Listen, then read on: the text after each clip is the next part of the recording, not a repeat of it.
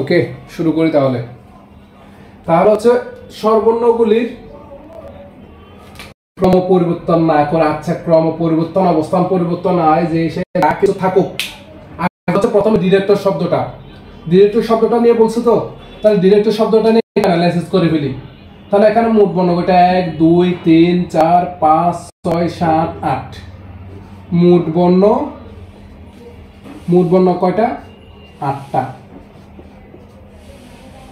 যেখানে অথবা যার মধ্যে এখানে কোনো কিছু রিপিট আছে?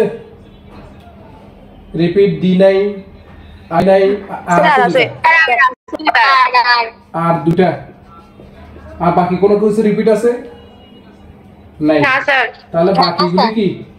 বাকিগুলি ভিন্ন ভিন্ন, বাকিগুলো ভিন্ন ভিন্ন লিখলাম। তারপর এখানে বলো স্বরবর্ণের কথা বলছে, স্বরবর্ণ। তাহলে স্বরবর্ণ কয়টা? স্বরবর্ণ কয়টা? আই দুইটা আছে স্যার। আই ই ও আছে তিনটা। তিনটা ও তিনটা। তাহলে আছে আই ই উ, স্বরবর্ণ তিনটা। ব্যঞ্জন বর্ণ কয়টা? ব্যঞ্জন বর্ণ হচ্ছে তাহলে 5টা। ব্যঞ্জন বর্ণ 5টা। কি কি? ডি, আর, সি, টি, আর। এই ব্যঞ্জন বর্ণ 5টা। এই 5 ব্যঞ্জন আর দুটো ব্যঞ্জন বর্ণের মধ্যে, তাহলে যার মধ্যে ব্যঞ্জনের মধ্যে আর হচ্ছে কয়টা? আর দুটি। ওকে, তাহলে আমার অ্যানালাইসিস কি শেষ? আর কোনো অ্যানালাইসিস আছে? নাই, অ্যানালাইসিস নাই। তাহলে এখন আসবো হচ্ছে আমরা প্রশ্নের মধ্যে আসবো। প্রশ্নের মধ্যে কি বললো? ক্রম পরিবর্তন না করে। তাহলে ক্রম পরিবর্তন না করে, কার?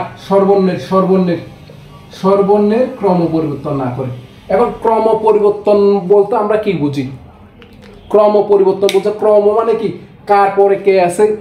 ক্রম মানে হচ্ছে আমাদের কার পরে কে আছে সেটা।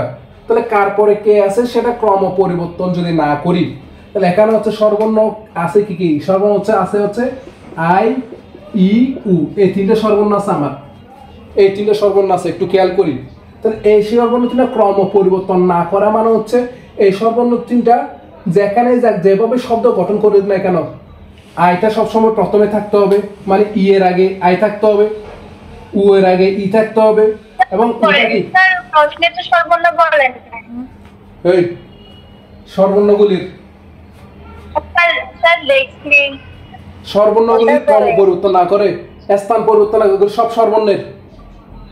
ওকে, ক্রম পরিবর্তন মানে কি বোঝাচ্ছে? ক্রম পরিবর্তন, খেয়াল করো, ক্রম পরিবর্তন না করে মানে হচ্ছে আই যে প্রথমে আছে, ই যে আছে পরে, ই যে আছে, মানে আই যে সংখ্যাটা যেভাবে গঠিত হোক না কেন, ই এর আগে আই থাকবে, উ এর আগে ই থাকবে, তার মানে আই এর পরে ই থাকবে, ই এর পরে উ থাকবে। ব্যাপারটা হচ্ছে আমাদের ডট ডিরেক্টর শব্দটা আছে, ডিরেক্টর এই শব্দটা আছে। এই শব্দের মধ্যে স্বরবর্ণ হচ্ছে এই, এটা স্বরবর্ণ হচ্ছে এটা, স্বরবর্ণ হচ্ছে এটা।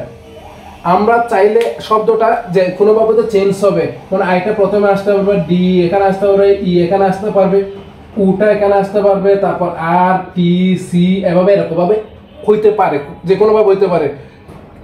কিন্তু তাহলে এখানে দেখতে পাচ্ছ হচ্ছে আইটা প্রথমে ছিল, আই আছে, তারপর ইটা আছে, উটাও আছে, তাহলে এটা হতে পারে।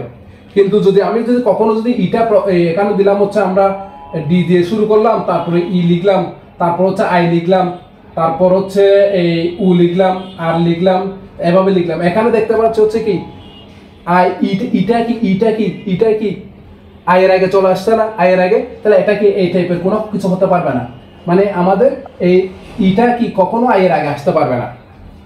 বোঝা গেছে ক্রম পরিবর্তন বলতে কি বোঝানো হয়েছে? ক্রম পরিবর্তন বলতে কি বোঝানো হয়েছে সেটা কি আমরা বুঝছি?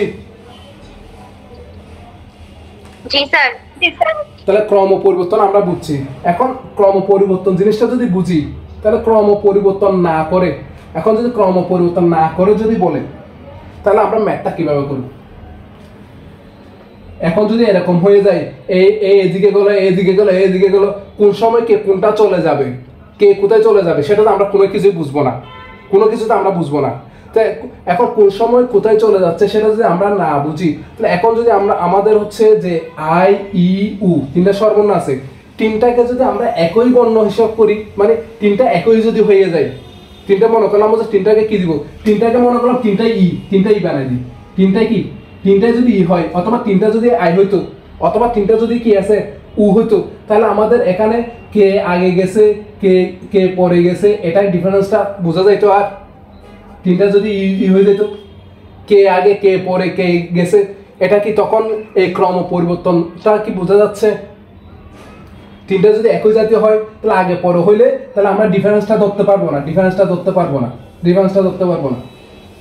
ওকে, তোমরা এতটুকু যা বোঝার বুঝছো। তাহলে আমরা একটা জিনিস, ক্রম পরিবর্তন না করে যদি হয়, যদি হয় আমাদের কি ক্রম পরিবর্তন না করলে এই বর্ণগুলিকে একই জাতীয় ধরতে হবে, একই জাতীয়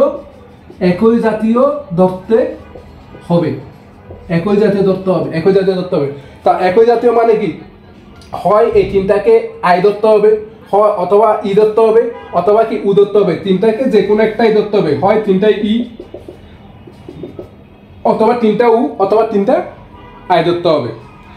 তাহলে ক্রম পরিবর্তন না করে বললে আমাদের এটা মনে রাখলে হবে, ক্রম পরিবর্তন না করলে বর্ণগুলিকে একই জাতীয় ধরতে হবে। তাহলে একই জাতীয় যদি ধরি তাহলে আমাদের মোট বর্ণ কয়টা, এখানে তো তিনটা, এখানে কয়টা, পাঁচটা, তো টোটাল 8টি বর্ণ ঠিক হয়ে আছে, 8টি বর্ণ ঠিক হয়ে আছে। যেখানে আর পাইছিলাম কয়টা, আর হচ্ছে এখানে হচ্ছে আর হচ্ছে দুইটা, কোনো পার্থক্য নাই, আর নেই, ভেজাল নাই। কিন্তু এখানে যে একটা কথা লিখলাম, ক্রম পরিবর্তন না করলে বর্ণগুলিকে একই জাতীয় ধরতে হবে। একই জাতীয় মানে কি, হয় তিনটা ই, অথবা তিনটা উ, তিনটা, তাহলে হচ্ছে কি সর্বর্ণ তিনটি এক জাতীয় মানে তিনটা একই। তাহলে হচ্ছে 8টা বর্ণের মধ্যে যদি আর দুইটা থাকে, আর তিনটা যে আসছিল তিনটা যদি একই থাকে, তিনটা যদি মনে তোমরা তিনটা ই ধরো, তাহলে আমাদের বিন্যাস সংখ্যা কিরকম হবে? ফ্যাক্টরিয়াল 8 কি লিখবো? ফ্যাক্টরিয়াল 8 কি লিখবো সেটা বলো।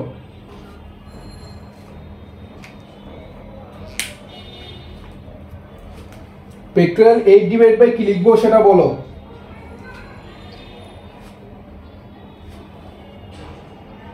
3 factorial. 3 Factorial 3. Then factorial 2. Factorial 2. Factorial 3 আর factorial 2 হবে এখানে। এখানে হচ্ছে আর তো দুইটা, তাহলে দুইটার জন্য factorial 2টা এটা বসবে। ক্রম পরিবর্তন না করলে এই যে সর্বর্ণ যে কয়টা আছে, এই কয়টাকে যে একই জাতীয় ধরে নিছি, তাহলে এটার জন্য তিনটা যদি একই হয় তাহলে factorial 3 দিতে হবে। বুঝছি? জি স্যার। তাহলে আমরা যারা এই জিনিসটা বুঝছি খুবই ভালো, যারা এই জিনিসটা বুঝে নেই তাদের জন্য আরো বেশি ভালো। ওকে, এই জিনিসটা যারা বুঝছি তাদের জন্য খুবই ভালো, যারা বুঝে নেই তারা আরো বেশি ভালো। তাদের জন্য হচ্ছে কি করতে হবে, এই লাইনটা মনে রাখবা, ক্রম পরিবর্তন না করলে বর্ণগুলোকে একই জাতীয় ধরতে হবে, একই হয়ে যাবে। তার মানে সর্বর্ণ কয়টা আছে? সর্বর্ণ তিনটা হচ্ছে একই একটা শব্দ, তিনটা এক। বাকি এখানে টোটাল বর্ণ ছিল ডিরেক্টরের মধ্যে টোটাল ছিল 8টার মধ্যে দুইটা হচ্ছে আর, দুইটা আর।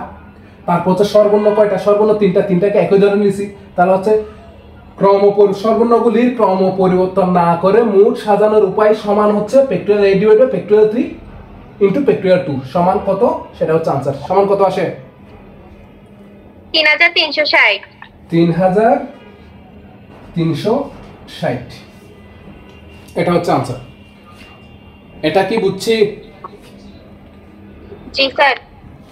ওকে, কিন্তু এটা কিন্তু আমাদের আনসার না, আরেকটা লাইন আছে দেখো। স্যার এখানে এর পরিবর্তে যে কোন একটাকে 3 ভাগ ধরা যাবে না? এখানে ই তো লিখি না, ইটা তিনটাকে মনে করলাম উ ধরো, অথবা তিনটাকে ই ধরো, অথবা তিনটাকে আই ধরো। সর্বর্ণ তিনটাকে এক জায়গায় ধরা, এখানে ই ধরছে এরকম না।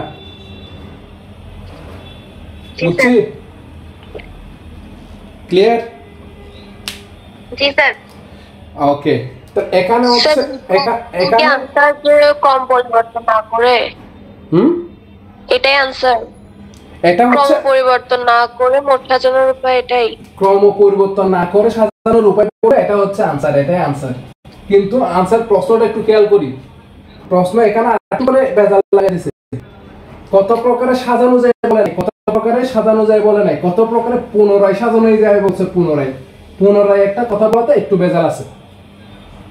বেজাল কি পুনরায় বলাতে পুনরায় পুনরায় শব্দটা আবার কি বেজাল তৈরি করলাম আমার। যে আমরা যে এটাকে যে আমরা যে আনসারটা বের করছি, আমরা যে আনসারটা 3360 যে আমাদের আনসারটা বের হয়েছে, এই আনসারটার মধ্যে এই যে ডিরেক্টর যে শব্দটা ছিল, ডিরেক্টর এই আনসারটা এই 3360 এর মধ্যে ডিরেক্টর শব্দটাও একবার আসছে না? এটা আরেকবার ডিরেক্টর এখানে যখন বিন্যাস করব, এখানে উল্টা পাল্টা করে ডিরেক্টর এরকম উল্টা পাল্টা করে অনেকগুলো E D R E C T U R D E A C এটা করে অনেকগুলো আনসার যখন হয়েছে, 3360টা আনসার হয়েছে এরকম, মানে এরকম 3360 কি করা যাবে, আমাদের আনসার বের হবে। এই আনসারের মধ্যে একটা আনসার 3000 এই ডিরেক্টর না, 3360 এর মধ্যে একটা আনসার ডিরেক্টর শব্দটা হুবহু। পুনরায় যদি বলে সেটা যদি আমাদের কি হয়, এই ডিরেক্টর শব্দটা যদি আরেকবার এখানে যদি আনসারের মধ্যে আসে, তাহলে হচ্ছে এখানে পুনরায় বললে একটা যদি আসে, একটা থেকে টোটাল যে আনসার আছে সেটা থেকে এক বিয়োগ দিয়ে দিতে হবে। বুঝছি?